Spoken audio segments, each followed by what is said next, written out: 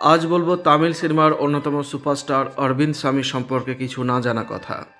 মাত্র 21 বছর বয়সে রোজা, তারপর 25 বছর বয়সে বোম্বের মতো সুপারহিট ছবিতে অভিনয়। আর এই দুটি ছবি তাকে শুধু ভারতে নয়, ভারতের বাইরেও জনপ্রিয় করে তুলেছিল। কিন্তু কি এমন হলো যে কেরিয়ার পিক পয়েন্টে থাকার সময় হঠাৎ করে অভিনয় থেকে সরে যান? তারপর এক দশক তাকে আর কোথাও দেখা যায়নি। একটি ভয়াবহ দুর্ঘটনা তাকে সম্পূর্ণরূপে পঙ্গু করে দিয়েছিল। 6 বছর বিছানা ছেড়ে উঠতে পারেননি সেই অরবিন্দ স্বামী 2013 সালে আবার সিনেমাতে কামব্যাক করেন। আজকের ভিডিওতে অরবিন্দ স্বামীর জীবনের কথা। রেকর্ড অনুযায়ী অরবিন্দ স্বামীর বাবা হলেন পরিচিত শিল্পপতি ভি.ডি. স্বামী এবং মা সি.ভি. বাসান্ত একজন জনপ্রিয় ভারতনাট্যম নৃত্যশিল্পী। কিন্তু অনেকেই হয়তো জানেন না, ভি.ডি. স্বামী আসলে অরবিন্দ স্বামীর প্রকৃত বাবা নন। 1970 সালের 18 জুন এক জনপ্রিয় অভিনেতার বাড়িতে জন্ম হয় অরবিন্দের। তারপর শিল্পপতি ভি.ডি. স্বামী তাকে দত্তক নিয়েছিলেন। ছোটবেলা কেটেছিল বৈভবের মধ্যে।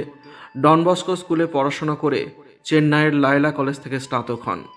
কলেজ জীবনে শুধুমাত্র পকেট মানির জন্য মডেলিংয়ে কাজ শুরু করেন। বেশ কিছু বিজ্ঞাপনে তাকে লক্ষ্য করেছিলেন পরিচালক মণিরত্নম।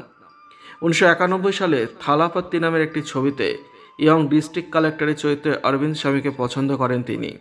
প্রথম ছবিতে রজনীকান্তের মতো সুপারস্টারের বিপরীতে অভিনয় করেন অরবিন্দ স্বামী। এই ছবি সুপারহিট হয়। একই সঙ্গে অরবিন্দ স্বামীর দাপুটে অভিনয় সবাই পছন্দ করেছিল। যদিও শুধুমাত্র পকেট মানি এবং শখের বশে ছবিতে অভিনয় করেছিলেন তিনি। এর পরের বছর রোজা ছবিতে অরবিন্দ স্বামীকে লিড ক্যারেক্টারের জন্য সিলেক্ট করেন পরিচালক মণিরত্নম। রোজা এবং তার গান আজ প্রায় 30 বছর পরেও জনপ্রিয়। এই ছবিতে শুধু অরবিন্দ স্বামী নয়, সারা ভারতে খ্যাতি পেয়েছিলেন এ.আর. রহমান। এর 2 বছর পরে বোম্বে ছবির জন্য একইভাবে সমাদৃত হয়েছিলেন অরবিন্দ স্বামী।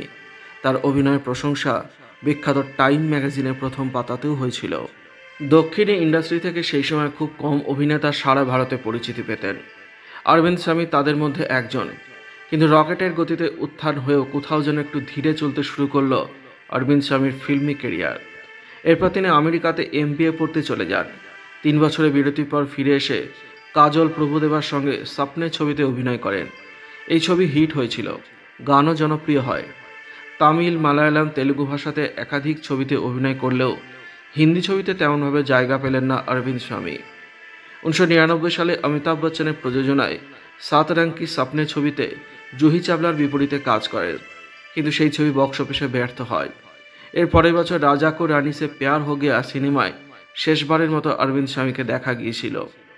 এরপর তিনি সিনেমাকে বিদায় জানিয়ে নিজের পারিবারিক ব্যবসায় মনোনিবেশ করেন, কারণ বাবার মৃত্যুর পর পুরো ব্যবসার দায়িত্ব তার ঘাড়ে এসে পড়েছিল। একাধিক নতুন ব্যবসা চালু করে তিনি বেশ সফল ব্যবসায়ী হয়ে উঠেছিলেন, কিন্তু নিয়তির লিখন ছিল অন্য কিছু। 2003 সালে একটি ভয়াবহ দুর্ঘটনা তার জীবনকে ছিন্ন ভিন্ন করে দেয়। মৃত্যুর মুখ থেকে ফিরে এলেও সম্পূর্ণরূপে পঙ্গু হয়ে গিয়েছিলেন তিনি। দীর্ঘ 7 বছর ধরে তার চিকিৎসা চলে। 6 বছর বিছানা ছেড়ে উঠতে পারেননি একদম। দীর্ঘ চিকিৎসার ফলে সুস্থ হলেও অরবিন্দ স্বামীর ওজন 106 কিলো হয়ে গিয়েছিল। যদিও পরিচালক মণিরত্নম তাকে ফের অভিনয়ের আসার প্রস্তাব দেন, একই সঙ্গে ওজন কমানোর পরামর্শও দেন। 1 বছর ধরে অনেক কষ্ট করে 20 কেজি ওজন কমিয়েছিলেন তিনি, ফলে চেহারার মধ্যে আবার স্মার্টনেস ফিরে আসে। 2013 সালে মণিরত্নমের কাদাল ছবির মাধ্যমে আবার বড় পর্দায় কামব্যাক হয় অরবিন্দ স্বামী। তারপর থেকে একের পর এক ছবিতে কোথাও ভিলেন, কোথাও বা চরিত্রাভিনেতার ভূমিকায় নিজের অভিনয় দক্ষতার প্রমাণ দিয়ে চলেছেন অরবিন্দ স্বামী। তার আরও দীর্ঘ সুস্থ জীবন কামনা করি। ভিডিওটি ভালো লাগলে লাইক করবেন, শেয়ার করবেন, কমেন্ট করে আপনার মতামত জানাবেন, আর অবশ্যই চ্যানেলটি সাবস্ক্রাইব করবেন। ধন্যবাদ।